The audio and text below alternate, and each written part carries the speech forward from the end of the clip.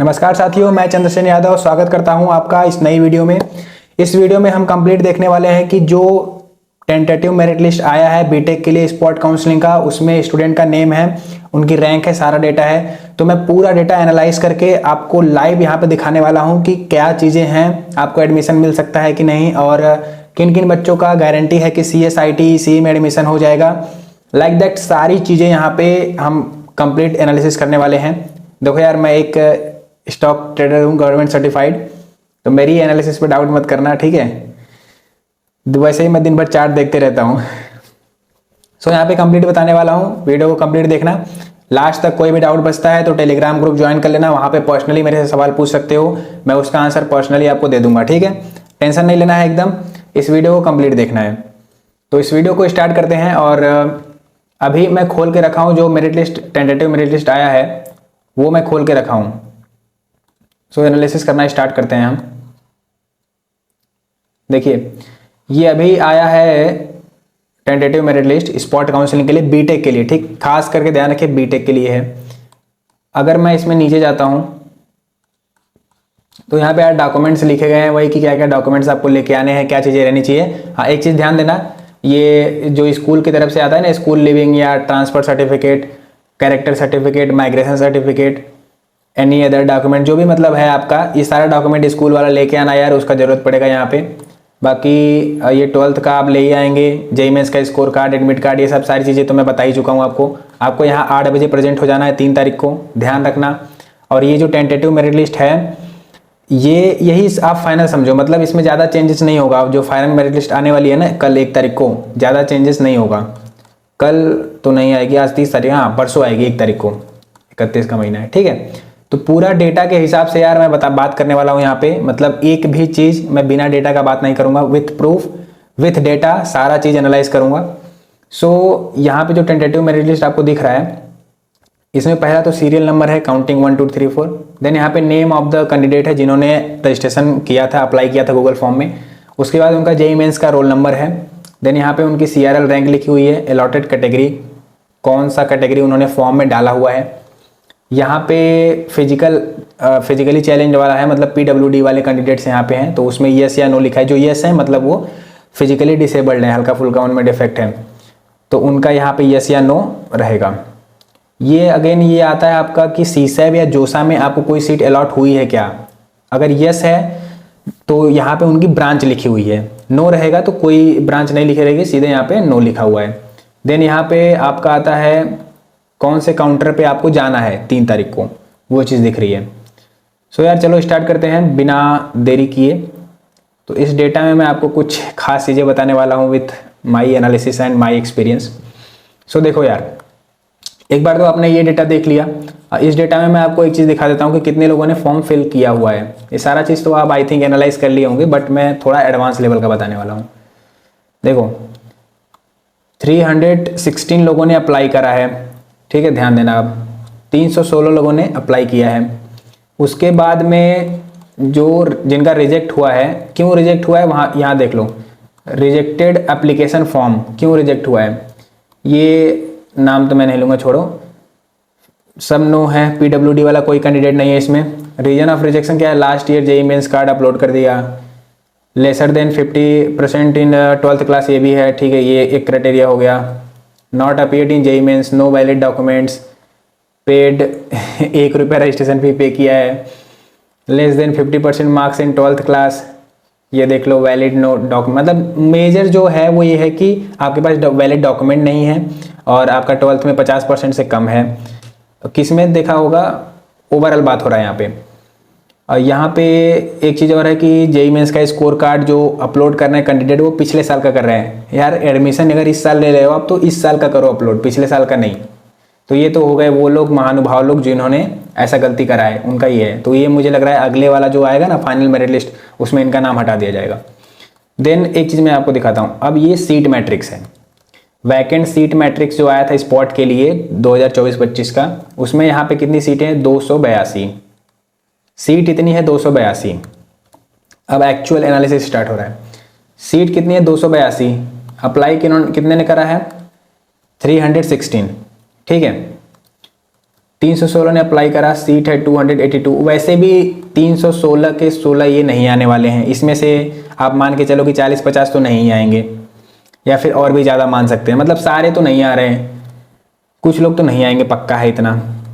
उसके बाद में अगर आप देखें तो मैं आपको एक चीज़ दिखाता हूँ। अब देखो, अब मेन एनालिसिस दिखाता हूँ मैं आपको, जो कि मैंने की है। देखो जनरल, इसमें इस जो फॉर्म भरा है, जिन्होंने अप्लाई करा है, इसमें से ओबीसी, जनरल और जनरल ईडब्ल्यूएस के ज़्यादा बच्चे हैं। कितने बच्चे हैं वो? 269। 316 में से 269 बच्चे जनरल, ओबीसी और ईडब्ल्यूएस के हैं। एसटी के कितने कैंडिडेट हैं? 14। और एससी के कितने कैंडिडेट हैं? 33। वैकेंट सीट कितनी है? 282।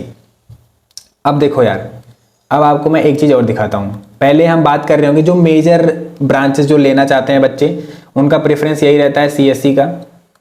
पहले वो सीएससी अलॉट सोचते हैं कि मिल जाए हमको, आईटी, देन उसके बाद वो ईसी पे आते हैं। अगर इसके बाद उनको नहीं मिलता है, ईसी तक अगर उनको ब्रांच अलॉट नहीं होती है, तो देन वो ब्रांच प्रेफर करते हैं। इस बार देखो, इस बार इलेक्ट्रिकल ऐड हुआ है, तो वो इलेक्ट्रिकल को प्रेफरेंस ज़्यादा देंगे। इलेक्ट्रिकल नया ब्रांच है यार, और एज सच इलेक्ट्रिकल इंजीनियरिंग का कोई पर्टिकुलर बिल्डिंग नहीं है, but civil, mechanical, IP, IT का सबका बिल्डिंग है, क्योंकि इस बार इंट्रोड्यूस हुआ है इलेक्ट्रिकल ब्रांच, तो उसका नहीं है अभी, उसका बन रहा है। देन उसके बाद सब प्रेफरेंस देते हैं सिविल को। फिर आपका आता है मैकेनिकल, मैकेनिकल के बाद आपका आता है chemical, chemical engineering, then IP, IP को सबसे लास्ट प्रेफरेंस दिया जाता है। अच्छा, सीसैब में डेटा ये कहता है कि आईपी में केवल 8 सीटें फिल हुई हैं, मतलब उसकी सारी सीटें अभी तक बाकी हैं इंडस्ट्रियल एंड प्रोडक्शन की। अब सीएससी, आईटी और ईसी के लिए मैं आपको बता रहा हूँ किन किन स्टूडेंट्स को मिल सकता है ये वाली रैंक लिस्ट में। देखो यार, एक चीज़ पहले यहाँ पे देख लो आप, ये एससी के लिए यहाँ पे मैंने मार्क कर रखा है, टोटल 4 स्टूडेंट्स हैं। उसके बाद में एसटी के लिए 5 हैं। किसमें सीट वैकेंट जो है वो किसके लिए? कंप्यूटर साइंस के लिए, आईटी के लिए और ईसी के लिए। ये 3 ब्रांचेस में कैटेगरी वाइज मैंने कितनी वैकेंट सीटें हैं ये यहाँ पे लिखा है। 4 इसमें है, 5 है, 21 सीटें हैं किसमें? ओबीसी कैटेगरी में। जनरल ईडब्ल्यूएस में 2 सीट है, ओपन में 10 सीटें हैं। टोटल सीटें कितनी हैं? 42। अब समझना, अब जो टॉप के 42 रहेंगे ना 316 में से, उनको सीएस पहले अलॉट होगा, फिर आईटी, फिर ईसी अगर वो लेना चाहे तो। अब सपोज करो कोई 42 के अंदर आ रहा है, उसका रैंक वो क्वालिफाइड किया है सीएस के लिए, लेकिन उसको सीएस नहीं चाहिए, उसको चाहिए आईटी। वो डिमांड कर रहा है आईटी के लिए, ईसी के लिए, अदर ब्रांच के लिए, तो वो अदर ब्रांच उसको अलॉट कर दी जाएगी। वहां पे पूछा जाएगा उससे कि आप कौन सा ब्रांच लेंगे, जिसका रैंक में पहले नाम है उससे पहले पूछा जाएगा आप कौन सा ब्रांच लेंगे। अगर वो दूसरा ब्रांच बोलता है तो नीचे से 42 से आप 43 नंबर पे खसक जाइएगा। कैसे वो मैं समझाता हूँ अभी।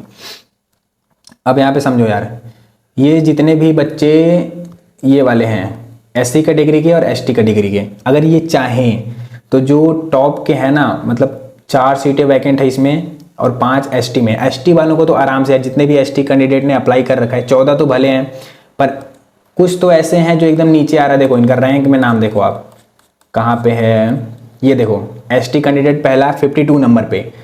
इसको अगर ये चाहे बच्चा, अगर ये वाला बच्चा चाहे तो इसको आराम से सीएस मिल जाएगा। ये चाहे तो, अगर सीएस में सीटें खाली रहेंगी तो, मैं दिखाता हूँ 1 मिनट। एसटी, हाँ 1 सीट खाली है सीएस में, तो अगर ये चाहे तो इसको एसटी कैटेगरी में सीएस अलॉट हो जाएगा। और रैंक, इसका नाम कितना है? 52 पे, रैंक के अकॉर्डिंग। देन उसके बाद देखो ये स्टार्ट हो रहा है, पहला बच्चा एससी कैटेगरी का, ये आ रहा है आपका 63 नंबर पे, यहाँ पे है 63 नंबर पे। अगर ये चाहे तो एसटी, आई थिंक एससी में तो सीट खाली नहीं है कंप्यूटर साइंस की, मैं चेक करके देखता हूँ। एससी कैटेगरी में तो सीट नहीं खाली है, लेकिन आईटी में खाली है। अगर ये आईटी लेना चाहे तो इसको इंफॉर्मेशन टेक्नोलॉजी अलॉट हो जाएगी। रैंक के हिसाब से कितने नंबर पे ये लाई कर रहा है? 63 नंबर पे, बट इसको फिर भी आईटी अलॉट हो जाएगा ड्यू टू कैटेगरी। ये कैटेगरी का इतना इंपॉर्टेंस होता है। अब समझो, अब मैंने वो भी मार्क कर रखा है। देखो ये बाकी के एससी कैटेगरी के जिन्होंने जो भी ग्रीन कलर का मार्क है यहाँ पे, वो सारे एससी वाले हैं। तो ये यार अगर लेना चाहे ना तो ईसी, आईटी और सीएस इनको मिल सकता है। येलो वाले अपने एसटी कैंडिडेट है, और एसटी कैंडिडेट देखो पहला 6 उस पे था 52 पे था, देन कहाँ पे आया है डायरेक्ट 162 पे, मतलब समझ रहे हो रैंक कितना है 6 लाख। इस बच्चे को अगर ये चाहे तो मैं बताता हूँ अब इसको क्या मिल जाएगा 169 वाले को, अगर ये चाहे तो ये देखो कंप्यूटर साइंस तो एसटी कैटेगरी में नहीं मिल पाएगा, लेकिन इसको इंफॉर्मेशन टेक्नोलॉजी अलॉट हो जाएगा अगर ये चाहे तो। सीएससी में देखते हैं, सीएससी में तो नहीं है, इसमें अलॉट हो जाएगा। सीएससी में एक सीट था वो 52 वाला, अगर चाहेगा तो उसको मिल जाएगा, और ये वाला अगर ये बंदा चाहता है तो इसको आईटी मिल जाएगा अगर चाहेगा तो, अगर नहीं चाहेगा तो इसकी सीट जो रहेगी वो किसी दूसरे कैटेगरी को अलॉट कर दी जाएगी। देन आगे यार मैंने मार्क कर रखा है देखो, अब यहाँ पे टोटल मैं आपको आंकड़ा दिखाता हूँ। टोटल यहाँ पे जो है 269 है ओबीसी जनरल ईडब्ल्यूएस वाले, एसटी वाले कितने हैं 14, एससी कैटेगरी कितने हैं 33, मतलब इन दोनों को अगर मिला दिया जाए तो 47 सीट होता है टोटल। जिन्होंने रजिस्ट्रेशन किया है 47 एससी एसटी मिला के, और एससी एसटी मिला के सीट कितनी वैकेंट है ये देखो 42 तो एससी में ही वैकेंट है और 14 है इसमें, तो एसटी में 14 वैकेंट था ये ले जाएंगे, और इसमें 42 वैकेंट है जबकि रजिस्ट्रेशन किया है केवल 33 मेंबर्स में। तो एससी और एसटी कैटेगरी के जिन्होंने भी बच्चों ने रजिस्ट्रेशन किया है उन सारों को सीट मिल जाएगी, तो वो आके अपना एडमिशन ले सकते हैं, उनके लिए कोई दिक्कत वाली बात नहीं है, उनका टेंशन खत्म। अब आते हैं जनरल पे, ओबीसी पे और ईडब्ल्यूएस पे। देखो यार इनको थोड़ा सा दिक्कत है, मतलब थोड़ा दिक्कत, जिन्होंने अब स्लाइड के लिए भरा था उनका थोड़ा दिक्कत होगा यार। यहाँ पे मैं बात करूँ पहले नंबर पे जो सबसे कम रैंक है वो है 69,549। ये कैटेगरी इनकी कौन सी है ओबीसी एनसीएल, तो ओबीसी एनसीएल में सीएससी की सीट खाली है, तो इनको ओबीसी एनसीएल में अब चाहिए तो इनको सीएससी क्योंकि पहले नंबर पे हैं तो सीएससी ही ज़्यादा लोग प्रीफर करते हैं। तो देखो ओबीसी में 3 सीट खाली है सीएससी की, तो इनको अलॉट कर दी जाएगी। अपने हिसाब से रैंक के हिसाब से आप देखते रहिएगा, मतलब इससे कंपैरिजन कर लीजिएगा कि कहाँ तक जाता है। वैसे मैंने एक चेकलिस्ट मार्क कर रखी है, मैं आपको दिखाता हूँ। अब ये अपूर्व भाई जो हैं इनका देखो जनरल ईडब्ल्यूएस से भर रखा है। अब फिलहाल तो मैं इनको पर्सनली जानता हूँ, मैं इनको पर्सनली असिस्ट कर रहा हूँ, तो जनरल ईडब्ल्यूएस के हैं इन्होंने भर दिया है, बट जनरल ईडब्ल्यूएस में सीएससी कैटेगरी का कोई वो खाली नहीं है, वैकेंट सीट नहीं है। तो ये जनरल में अगर देखेंगे अप्लाई करेंगे वहाँ पे जाके, तो इनका रैंक क्योंकि दूसरे नंबर पे लाई कर रहा है सबसे ज़्यादा है, तो इनको सीएससी में ओपन में अलॉट हो जाएगा। अगर इनको अलॉट हो गया ओपन में, तो ओपन में एक ही सीट खाली है सीएससी की। अब वो आईटी वाले जो स्लाइड करने के लिए भरे थे वो नहीं जा पाएंगे, और जो ईसी वाले सोच रहे थे सीएससी के लिए वो भी नहीं जा पाएंगे जनरल कैटेगरी वाले, क्योंकि एक सीट थी एक फुल हो गई। अच्छा, यहाँ पे मेजर डाउट आपको एक और आएगा कि जो पीडब्ल्यूडी की सीटें हैं, मतलब SC PWD, ST PWD, as such यहाँ पे देखे ना सारा नो लिखा है। मैं आपको दिखाता हूँ, देखो नो नो, ध्यान दो यहाँ पे किसी में भी यस नहीं है, मतलब कोई भी पीडब्ल्यूडी कैंडिडेट ने अप्लाई नहीं किया है, देख लो यहाँ पे कोई भी नहीं है। तो जब कोई नहीं है तो जो सीट बचती है सीएससी की, जो एससी पीडब्ल्यूडी की सीट है, आईटी की जो SC PWD, ST PWD, OBC PWD, इन सब की जो सीटें हैं वो टॉप का जो है कैंडिडेट उसको अलॉट हो जाएगी। मतलब अब उनकी सीट अलॉट होगी उनके रेस्पेक्टिव कैटेगरी में, और उनके रेस्पेक्टिव कैटेगरी में जो टॉप पे लाई कर रहा होगा इस मेरिट लिस्ट में, उनको वो चीज़ मिल जाएगा। इतनी पिक्चर क्लियर हुई? अगर नहीं क्लियर हुई तो फिर से दोबारा रिपीट करके सुन लेना मैं क्या बोला। टॉप पे जो रहेंगे उनको मिलेगा। अब नीचे आते हैं हम, देखो एक मैंने चेकलिस्ट मार्क कर रखी है, ये रहा जनरल के लिए। जनरल की जितनी सीटें खाली हैं, कितनी सीट खाली है यहाँ पे देख लो, मैंने ये भी मार्क कर रखा है। यहाँ पे 10 ये और जनरल ईडब्ल्यूएस का 12, टोटल 12 सीटें खाली हैं। उस हिसाब से मैंने यहाँ पे मार्क कर रखा है कि 23-24 तक जाते जाते सीएससी, आईटी और ईसीई का फुल हो जाएगा। अगर ये जो जितने भी ऊपर के हैं सारों ने अगर ले लिया तो, अगर सारे बच्चों ने लिया तो फुल हो जाएगा। बाकी यहाँ पे जो स्लाइडिंग वाले हैं यार, ये देखो ये आईटी ओपन में जो अलॉट हुआ है और कैटेगरी जनरल है, इनके लिए थोड़ा सा दिक्कत है कि अलॉट होने का चांस कम है। बट अगर पीडब्ल्यूडी की सीट खाली रहती है, अगर वो ट्राई करेंगे तो वहाँ पे अलॉट हो सकता है, कोई दिक्कत वाली बात नहीं है उनकी। वो भी एक बार ट्राई कर लें, क्योंकि पीडब्ल्यूडी की जो सीट्स हैं वो हो सकता है मिल जाए, और मिलेंगी ही यार क्योंकि इनका रैंक हाई है। ठीक है, कोई भी डाउट रहता है पर्सनली पूछ सकते हो, मैं सारा चीज़ तो यहाँ क्लियर नहीं कर पाऊंगा, बट मैं पर्सनली वहाँ पे बता दूंगा, आपको असिस्ट कर दूंगा, कोई दिक्कत वाली बात नहीं है। हाँ, ओबीसी के लिए देखो यहाँ पे मैंने मार्क कर रखा है, ये 46 नंबर पे 46-47 तक जाते जाते केमिकल, केमिकल्स बोल रहा हूँ, CSE, IT और ECE, ये तीनों ब्रांच की सीट फुल हो जाएंगी। अगर ये ऊपर वाले जितने हैं सारे लोगों ने ले लिया तो, अगर नहीं लिया तो नहीं फुल होगा, कोई दिक्कत वाली बात नहीं है। बाकी जितने नीचे लोग हैं ना यार, सबको अलॉट होगा। अब यहाँ पे तो सारा एनालिसिस हो गया लगभग। आपको कुछ भी डाउट बचता है तो आप मेरे को पर्सनली कांटेक्ट करो टेलीग्राम पे, वहाँ पे मैं आपका रिप्लाई कर दूंगा। कोई दिक्कत वाली बात नहीं है। सच आने में दिक्कत है, यहाँ रुकेंगे कैसे, क्या सिस्टम है, सारा चीज़ मैं वहाँ पे क्लियर कर दूंगा, कोई दिक्कत वाली बात नहीं है। अब देखो जितना भी लोग हैं इस रैंक लिस्ट में सबको अलॉट होगा कॉलेज, कोई ना कोई ब्रांच सबको मिल जाएगी। अब रैंक तुम्हारा ऑब्वियसली कम है इसीलिए तुम रैंक में इसमें लिस्ट में नीचे आए हो, अगर रैंक अच्छा होता तो ऊपर आते। तो केमिकल जो कोर ब्रांचेज हैं जैसे केमिकल, सिविल, IP, मैकेनिकल, ये सब अच्छी ब्रांचेज हैं यार। मतलब अगर तुम्हारा रैंक खराब है तो तुम ले लो, ब्रांच अच्छी है, रजिस्ट्रेशन किए हो, आके यहाँ पे ट्राई करके एटलीस्ट ले लो सीट, कोई दिक्कत वाली बात नहीं है। वहाँ पे टोटल 42 सीट्स खाली थी, तो जो टॉप के बच्चे हैं ना उनको आराम से मिल जाएगा, कोई दिक्कत वाली बात नहीं है। SC ST कैटेगरी के लिए तो खास करके फ़ायदा है, बाकी पिसेंगे OBC वाले, जनरल AWS वाले और जनरल वाले। तो इन तीनों के लिए यार मैंने यहाँ पे मार्क करके रख दिया है। अच्छा, इस बार का सिस्टम मुझे और एक अच्छा लगा कि इस बार मोबाइल नंबर किसी का नहीं लिस्ट हुआ है। पिछले साल की मेरिट लिस्ट में मोबाइल नंबर लिस्ट था, तो इस बार मोबाइल नंबर नहीं है, तो बड़ा अच्छा चीज़ है यार कि प्राइवेसी का ध्यान रखा गया है। तो हम भी प्राइवेसी मेंटेन करते हैं। तो कुछ बच्चे यहाँ पे ऐसे हैं जो हमसे पर्सनली कनेक्टेड हैं, तो उनको हम पर्सनल लेवल पे डाउट क्लियर कर देते हैं। बाकी यहाँ पे आपको कुछ भी डाउट होता है तो आप पूछ लीजिए, मैं रिप्लाई कर दूंगा यार। यहाँ पे जो सिस्टम है ध्यान देना है, इसको अगर वीडियो को ना समझ में आए तो फिर से रिपीट करके देख लेना इस वीडियो को, और आके कॉलेज ले लीजिए, क्योंकि लगभग मिल जाएगा, सबको मिल जाएगा। कोई ना कोई ब्रांच आएगा कि IP तक मुझे मिल जाएगा, मैं इंजीनियरिंग कर लूँगा। जो 15 लाख का बच्चा है, लास्ट रजिस्ट्रेशन रैंक में दिखाता हूँ कितनी है, देखो यहाँ पे सबसे लास्ट में,